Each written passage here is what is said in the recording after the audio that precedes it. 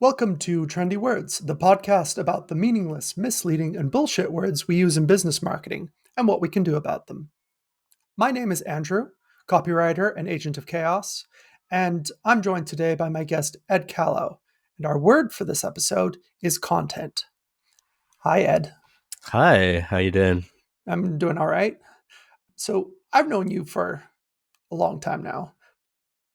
Do you think maybe like 8 years or something? 7? 8 years. Jesus, has it really actually been that long? That's Maybe. amazing. Why don't we start, though, with the assumption that most people don't know who you are, and you can tell us a bit about who you are and what you do. I think that's fair. Yeah, I'm a writer. I live just outside London. Most of my work is copywriting for clients in kind of just brands that are doing good things for the world. So whether that's kind of green initiatives or mental health and things like that, those are the kind of people that I really like to write for. Yeah, that I think that kind of covers it. And I've known you since Twitter used to be a not such a bad place to be. Yeah, that's where we met in the good old days of copywriting Twitter. R.I.P. Good night, sweet prince. Yeah, Yeah, yeah. It was a different era. We were younger and more innocent. yeah. And then Elon Musk came, and he just had to spoil all the fun. Yeah. So yeah, Musk definitely didn't make it worse. But to the shareholders of Twitter, you're not particularly great yourselves. To be honest with Yeah, I you. mean, Yeah. it was always a hell site, but it was our hell site. So yeah, it was. It was great. So yeah, to start things off, Ed, why does content fucking suck? Well, look, it's 2025 and we're all online constantly and we are just drowning in content. You can't move for it. It's everywhere and it's overwhelming. It is nauseating. It's anesthetizing and it is content. And our whole lives are about making content, consuming content, and you can't move for the stuff. And I wish people would stop saying it.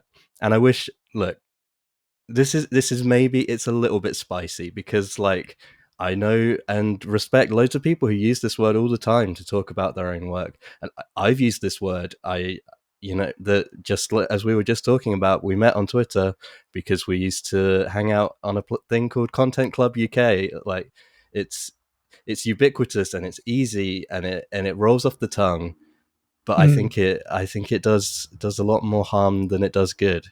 It doesn't really. I think around the time that I met you was around the time that I got worn down into using content as the thing that I did in my work, and it's really just been downhill ever since. But Yeah, uh, you um, met me, and it's been downhill ever since. oh yeah, yeah, no, That's a oh, good yeah, summary. yeah, yeah.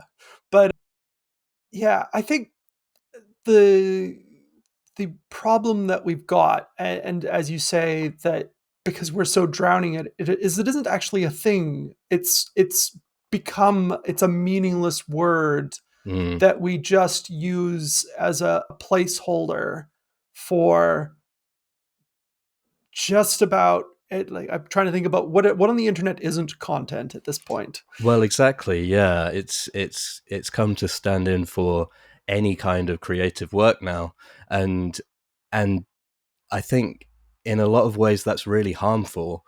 And to kind of maybe give you an example of what I mean, I wanna try a couple of sentences out on you and see how you feel about them. So my favorite content creator, Martin Scorsese, has this really great piece of content called Goodfellas. It's it's kind of long, but it's got narration, so it's like a video essay. Another sentence for you here. 1 second, I'm just going to go and put on some Nina Simone content. I was at MoMA in New York and I saw this great piece of Rothko content. And perhaps the most egregious of all of them here is we have, and for our reading, the dearly departed's brother will recite a piece of content by W. H. Auden. Oh, And yeah. right, and these are all horrible, right? It's almost physically repulsive to say them. I don't know how you felt listening to them. I think what it does though is it reveals how ridiculous it sounds outside of that, outside of the this business marketing context where we use it incessantly.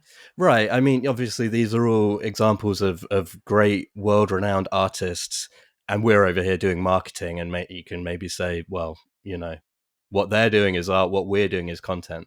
But both of these things are creative works. They're both things that they're skills that take a lot of time and a lot of hard work and a lot of talent even to master them. And you know, there's a lot of overlap there as well. Like Martin Scorsese has made adverts, and Nina Simone has been used in ads, and you know, there's influence. And I think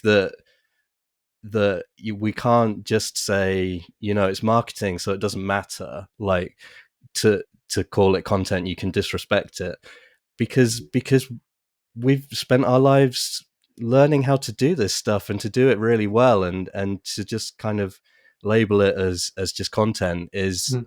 is I think to diminish it. And I think it's a bit of an insult to us, it's a bit of an insult to the audience, it's kind of an insult to everyone involved.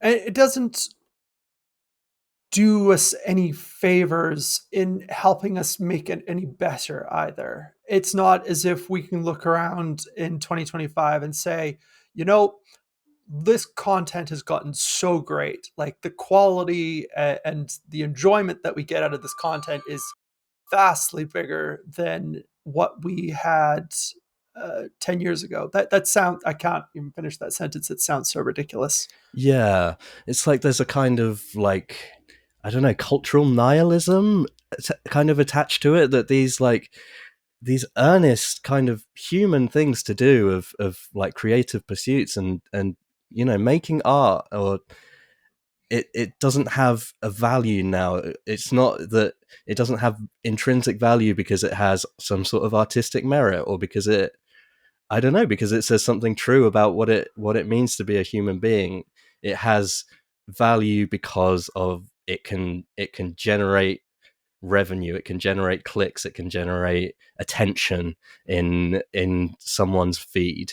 And and in this sort of like social media SEO, like on demand culture, that creative work that used to be kind of an expression of something has now been reduced, and it's kind of, it's almost meaningless. And like, you know, maybe to some extent that's the same that it ever was. And you know, Dickens was padding his word count because he was getting paid by the word. But it does feel that there's been a shift in the last maybe 5-10 years to become something a bit more insidious and just a bit more vapid. It's just kind of empty. It's content for content's sake. And it seems as if we've been pushed to the point where it's really just a matter of shoveling things out the door, then asking in so many cases when I think of some of the stuff that I see online of, is it any good? There was something really interesting that I remember hearing recently that made me wonder, like I feel like is a good way of talking about uh, differentiating, but also pointing out the common line between what we call art and what we might consider to be marketing content or good marketing content. And that art is art if it makes you feel something. And when I heard that, I thought, well, isn't that really what this just the same thing that we're trying to do in marketing? Half of what we do when we write a really good piece of copy or create a great video is to try and get the audience to feel something. Yeah, Uh, exactly right. Yeah. I think that's why these skills have value in the first place, is because they can make people feel things, and they can, even if that thing is to feel persuaded to go and buy a BMW. That's a feeling. It's that you're eliciting through skill, and it's just because it's for a commercial cause doesn't necessarily mean that it's less artistically worthy. It often does, but it doesn't intrinsically mean that. Well, is the then the difference then, are we talking about if it's done purely for the sake? I feel that that doesn't sound so right, because you couldn't say that Martin Scorsese made Goodfellas purely as an expression of art. The man needs to get paid just in the same way that you and I need to get paid. Yeah. So where do we draw that line? Where do we make that distinction? And yeah, Well, yeah, I completely agree. I think that there's like film is such an interesting like place where uh kind of commerce and art really kind of meets at a corner where you cannot have one without the other. You can't kind of get away from the fact that it's a business venture to make a film, but you also need the artistic input. If you only have one, then you've got nothing. So and I think kind of everything is somewhere on that scale. Like you could write an amazing poem and then crumple it up and throw it away, but like have you done anything if you haven't like at least kind of marketed it a little bit to get it out there and to get someone to read it? if a copywriter writes a poem and nobody sees it, is it actually art? Yeah, if they don't post it on LinkedIn, did it Did even it happen at did it all? even happen? Yeah. Yeah. And I think feel like the thing that annoys me, and particularly going like when I think of it in terms of if the goal is to feel something, is that by calling it content, we're not helping we're not helping our clients as copywriters, because it becomes a, even though I can't hold content, well maybe I could hold content in this, if I hold a piece of paper with something written on it, is that content? Yeah, it's it's kind of, I think that like it's a form of lazy thinking, and I feel like lazy thinking is really the enemy in all kind of client creative relationships, where just using that word content is kind of, it's almost like it's a shortcut around thinking about what do we actually need, what's going to serve this project, what's going to serve this product or service that we're trying to sell, what's going to appeal to people. Or you can just say, well, we need some content, and not think about any of that, and go to someone who's going to deliver content and they don't need to think about any of that. And if it doesn't do any of those things, well, we didn't design it to. It's just something that's out there with our brand name on it. Yeah, it's not really intentional. This reminds me of, and I can remember back, I want to say when I was starting out, so 2017, 2018, we were in an era, particularly because what was, I'm trying to remember what the hot shit jargon was at that time. I want to say it was, had storytelling become a cliche yet? I can't remember. But I know that like Web3 was supposed to be, Web3 was a big thing. And where we were at was, in when we were starting out, the message seems to be to a lot of people is like, if you just produce content and publish it, everything gets better. And at no point did we think about like, is the content any good? And it was sort of, I want to say it was also like the heyday of SEO. And probably, this might be a slightly a spicy take, the last time that Google's search was really relevant, because I want to say around 2019, I don't know what they did, but the way that they had altered their algorithm and the way that they seemed to treat search as part of their business seemed to rapidly go downhill, where the results got worse and your ability to work with them as a marketer got infinitely more difficult, because it's, yeah, this is always the problem of dealing with anything that's governed by an algorithm that the the manager of said algorithm is not willing to reveal to you, is that now we have to guess but Mm. all of the guesses seem to point in some really shitty directions. Yeah. And then the AI overview function said, hold my beer, Yeah, and now and it's ruined gotten it even further. and now it's Yeah. got even worse. Yeah. Yeah. So yeah, I think that there are kind of, it's saying content is this kind of, it's just a word that we've all decided to use, but there are some kind of slightly more like targeted forces behind it, and I think SEO is one of them, and I think like the gig economy has kind of been one of those like driving factors towards people talking about what they make as content as Hmm. well. Like I think when I was getting started as a copywriter, which is kind of about 8 years ago or so, there was so much talk about like content mills. And on the one hand, like all over social media, there were people calling them out as a toxic influence in our industry, and like especially in advice for new writers, they were kind of saying, the one thing that you really need to avoid is content mill work, and you'll get stuck on this cycle of like you have to do more and more work for lower and low pay, and you won't be able to get out of it. And then on the other hand, there was all the people saying like, buy my course and I'll teach you how to become the top person, like make six figures on Upwork, or why you've got to get up at 4 a.m. to secure all the jobs on Fiverr and all that stuff. But like now, 8 years on, I don't hear anyone talking about content mills at all, like ever. It hardly Oh, ever comes up, and if it does, it's kind of a reference to back then when people were starting out. And is that because the shape of the industry has changed? Is that because those platforms don't exist?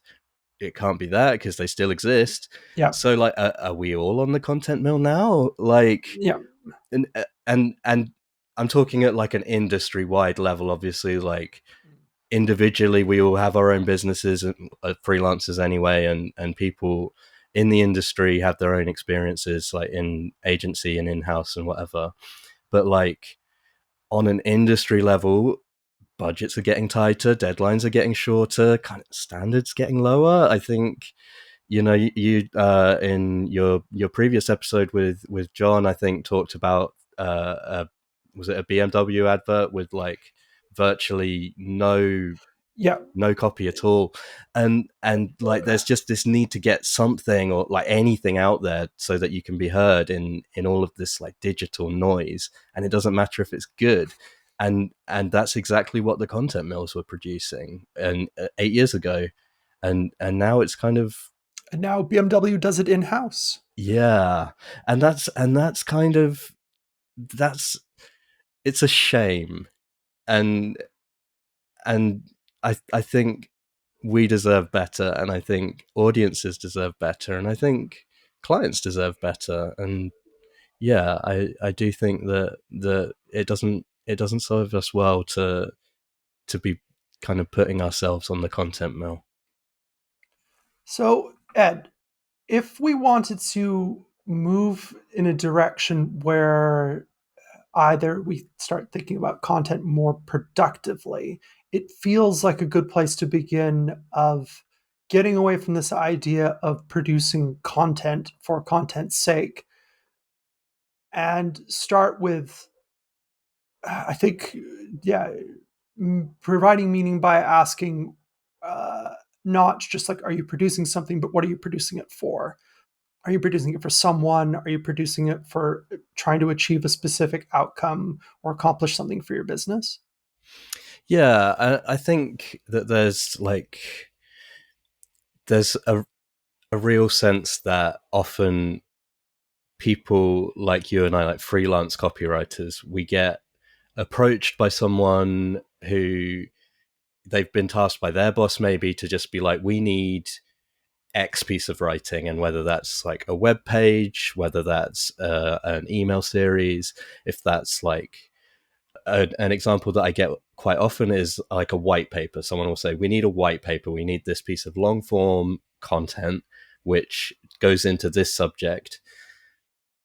And I often will sort of go back to them and say, that's something that I can help with, but like, what are you doing around this? Who's this going to? How are you going to get people to read this? Do you need copy for the web page that it's going to be hosted on? Do you need a series of emails to promote it? Are you going to content gate it, or are you going to be sending it out for free? Are you doing paid ads? Like, what are we doing around this?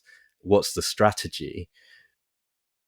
And often people don't really want to hear that. They kind of want, yes, I will put that onto my production line and produce you one piece of content, and then at the end, there you go, and then we never have to speak again. And and there's a problem there, in that it's kind of letting everyone off the hook of really thinking about whether this is something that we actually want or need. It's kind of, it's a piece of content for the sake of making this piece of content, and then it goes out there, and if people read it, if they somehow find it, then good. But we're not going to put a strategy in place to try and make sure that people do, because by the time we've done all that, it's time for the next piece, and it's time for the next piece. Mm. And that kind of like production line of content that just has to keep sort of rolling and rolling doesn't really have time for thinking about, well, what is this actually for? Mm. It's for attention. It's not necessarily for a strategic purpose. I feel like even just saying that needs to be clarified, because I feel like some of the times when I've had like an intake call and I've really not been sure, it's if you ask a group of people that have had to collectively decide, this is the, there's another piece of jargon, the motion or the action that we're going to take in marketing, asking each of them independently, like, what is this for? You might get entirely different answers, because the whole fight, the whole discussion that they, and the amount of work that they went into, and sometimes I'm absolutely shocked about how long it takes some businesses to decide that they want to make a move on their marketing, is that, yeah, you got so caught up in the product, whether it was like the white paper or the email, that uh, there isn't really any room in that conversation for thinking about the ecosystem that exists in, like, what does this connect to?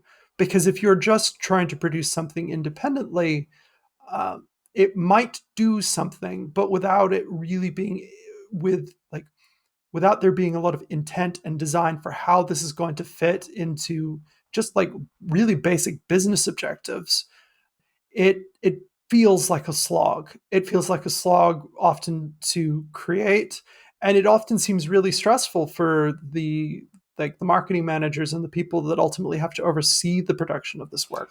Yeah, and I think the a lot of the like negative feedback and kind of rounds of revisions and stuff like that are part of what we do, but some of the bad ones are caused by that kind of thing, where like marketing has set a brief and marketing loves what you've done, but then someone from legal and someone from sales have had a look, and it's not what they were envisaging at all. Hmm. And then that goes back, and that's not the writer's fault. It's not, or whoever created the work. It's not even necessarily the individual people in the department's fault, other than that it would have been really good if they'd all kind of put their heads together and come up with an idea. And you know, this is not every case, but this does happen, and it happens to people that I talk to that do the same thing. And it's kind of a common frustration, is kind of saying, you know, I got all of this negative feedback and I feel really annoyed about it, because I feel like none of it's my fault. And it's just like a misalignment of expectations that you couldn't possibly have anticipated, because you didn't know that those expectations existed until you got the feedback. And there often seems to be two things that you end up realizing from that. Particularly, I feel like I'm speaking as an external contractor doing this work, which was often when you find that the that sales or legal or the CEO starts making executive changes to the way that things were, it's seems to come down to the fact that they were not really involved, and or they weren't really asked, or they weren't really engaged in the process of when marketing was doing this, did you understand what it was for? And not basically like, is this something that needs to exist at the edge of your periphery until something is produced and suddenly now it's your problem? Yeah. Because Well, now you've that burned a lot of money doing work that maybe didn't even need to get done. and that absolutely goes back to what we were talking about at the start. Like, yeah, obviously what we're doing has value because once we've finished it and send it for feedback, everyone's got an opinion and everyone wants it to be this shiny, great thing that is exactly what they wanted. So it's not just content. People have opinions about it. People have feelings and they want that their company or their brand to be represented in the way that they feel it should be.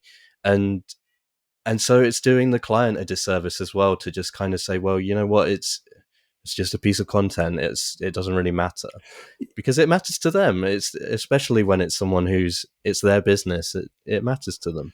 It's weird to think the part of the problem might be that, yeah, for them it really matters, and in a weird way we're advocating for, as copywriters, that what we make shouldn't matter that much. Yeah, In a way, it's like we have an easier time for this not mattering to us than it does for you, because we do this professionally. We know how to do this without getting overly emotional about it. And at the end of the day, we understand that it's not really that significant. If something isn't quite right, that's not necessarily going to spell a failure, because ultimately if you get it wrong, unless you're marketing something truly heinous, most of the time if you get it a little bit wrong, no one will notice. In fact, that's usually the problem, is the fact that nobody notices even when you produce something good, because it needs to exist in that larger ecosystem. hmm And the other scenario I've seen played out is just a sort of a lack of trust, where marketing's asked to do things, but they're not actually trusted to own anything. So you find that the marketing manager is essentially given the responsibility to produce all of this, but doesn't actually have any control over anything once it's completed.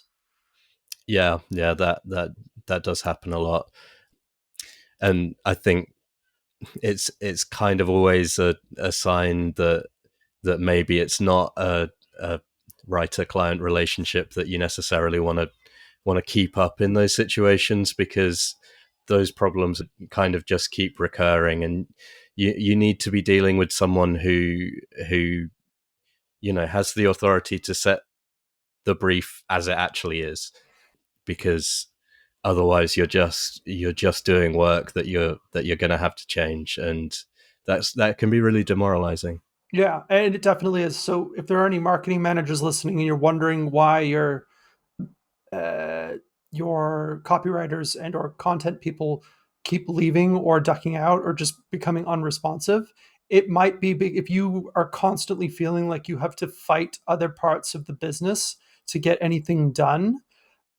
Even if you are doing the best job in the world to try and protect your contractors from doing that, it still shows up.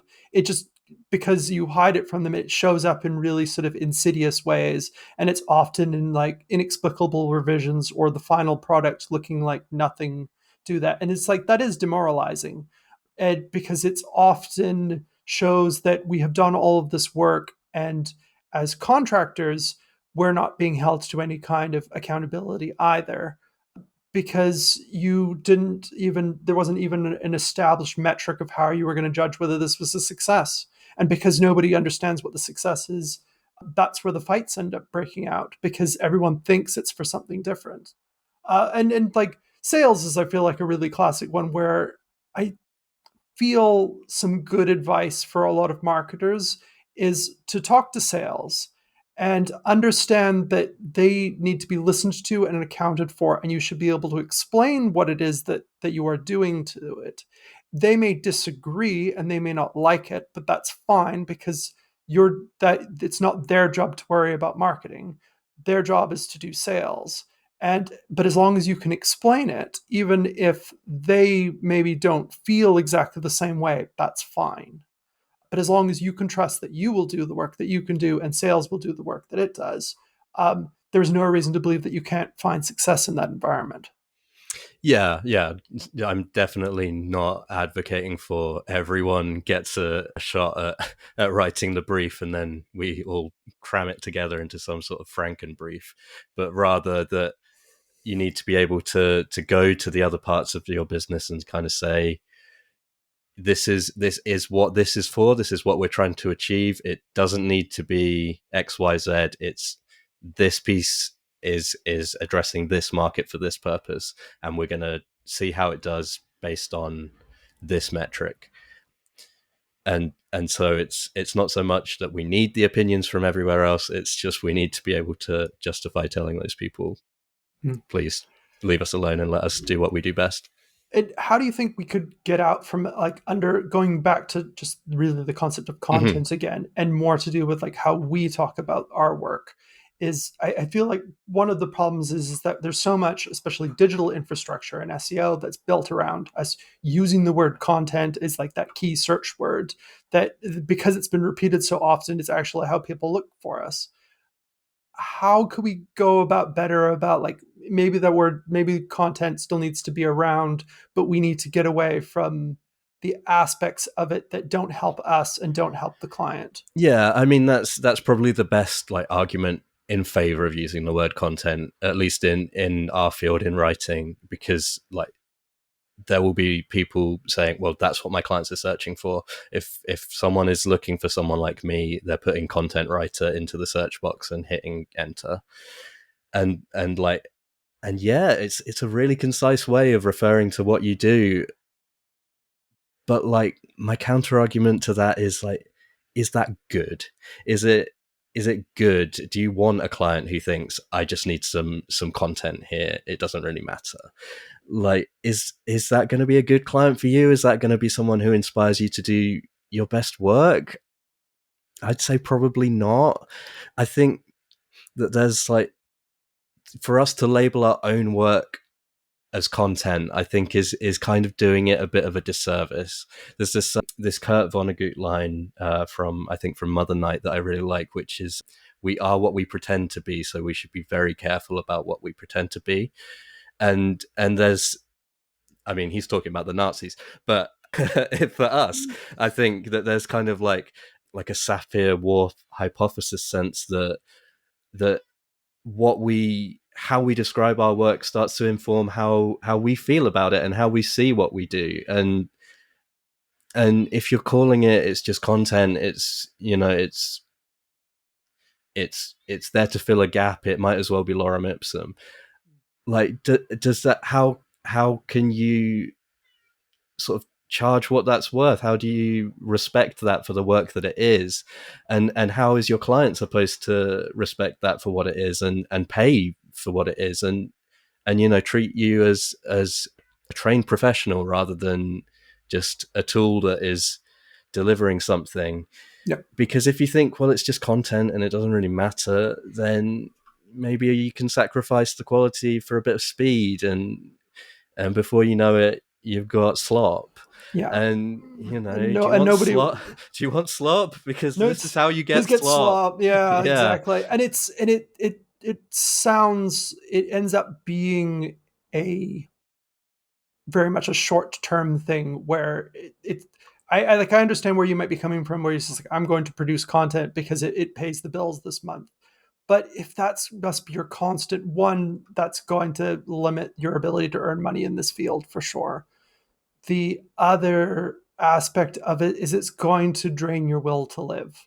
If you actually care about this work, if you got into writing because you actually enjoyed writing, that's a really like a surefire way to just hate it, and you really should maybe consider finding yourself another line of Yeah. work. And like I want to be really clear, I'm not coming after the type of work that people who are calling themselves content writers are doing, like blogs and website copy and emails. All of that stuff is really challenging. They are like valid formats that have purpose, and they take a lot of skill to and time and practice to master these things. But like, to call it content is what I have a problem with. And I think that, to like, with specifically writing as the example, is that there's sometimes a bit of reluctance, particularly in newer writers or younger writers, that there's a reluctance to call themselves copywriters unless they are only doing ad copy, right? So like, just purely writing taglines and like beautiful single sentences. But I don't know if those copywriters even really exist now in 2025. Like, I mean, maybe there's some like agency side who are just purely doing that. But I think anyone who writes commercially for a living is getting roped in to do the blogs, to do the web copy, to do the email sequences. Like, Don Draper doesn't exist anymore. There's not people who are getting 3 months to come up with a line for cigarettes or whatever. Like, call yourself a copywriter if you want. If that's what like aligns with you, if that's what you aspire to be, I think it's fine to call yourself whatever you want. And if you think, if you have a think about it and content writer is what aligns best with you and what you kind of identify with, then that's cool. Don't listen to me. But like, maybe just check that you're not doing yourself and your work kind of a bit of a disservice, and that you're not getting into a pattern of thinking about what you do as kind of just generating and just creating output, because you deserve more than that. You've worked harder than that, and you deserve to be valued. And it hurt. Yeah. And if you're unhappy, you can usually only put that off temporarily. Eventually, you have to kind of deal with that. If you drain any kind of like sense of joy out of your work, at Yeah. some point, maybe not right away. If you need to pay rent, you maybe can put it off, but eventually you need to come to terms with that. Yeah, it's soul destroying, and you can only go so far on that Hmm. before you It breaks lose the you. will to live. Yep, Yeah. definitely. Well, on that note, Ed, if anybody wanted to get to know you a little bit better or find you on the internet, where do they go? Well, they can check out my content on, reluctantly LinkedIn, and much more enthusiastically, you can find me over on Substack, where I am writing about writing and creativity and chronicling the process of trying to write a novel. So yeah, that's a lot of fun. You can find me there under Ed Callow, or A Novel Solution is the name of the Right. I will do my best to put a link to that in the show notes for this episode. Thank you very much. Yeah. And on that note, thank you all for listening. If you want to give me any feedback or you really enjoyed that episode, you can find me on LinkedIn at AG Monroe, or you can send me an email at andrew@andrewmonroe.com. See you in the next episode. Bye.